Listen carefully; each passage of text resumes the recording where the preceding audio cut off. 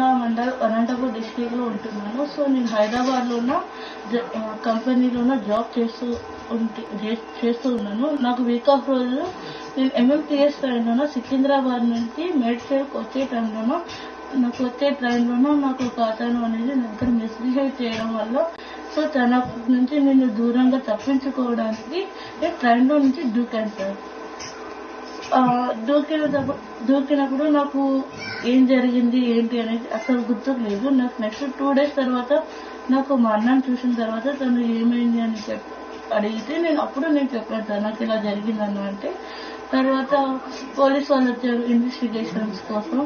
వాళ్ళు నువ్వైతే పడలేదు, నువ్వు దూకలేదు, నువ్వే కింద కాలు జారి పడావు, వీడియోస్ రీల్స్ తీసుకుంటా అనేసి అన్నారు. సో నాకు రీల్స్ తీసే అలవాటు లేదు కానీ నాకు స్నాప్ తీసే అలవాటు ఉంది. బట్ నేను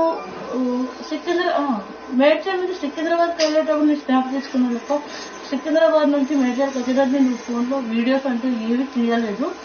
సో వాళ్ళు అంటున్నారు. సో వాళ్ళు ఈరోజు వచ్చిన న్యూస్ వచ్చేసి నేను రీల్ తీసుకోవడం వల్ల తీస్తూ ఉండగా కింద పడానే సరే అని అంటున్నారు. సో అదైతే కన్ఫర్మ్ గా అబద్ధం సార్. నేనైతే వీడియోస్ తీయడం అలా ఏం చేయలేదు సార్ నేను కింద పడే టైంలో. సో తను వాళ్ళు మిస్బిహేవ్ చేయడం వల్ల తన నుంచి తప్పించుకోవడానికి సో నేను ట్రైన్ నుంచి దూకడం జరిగింది సార్.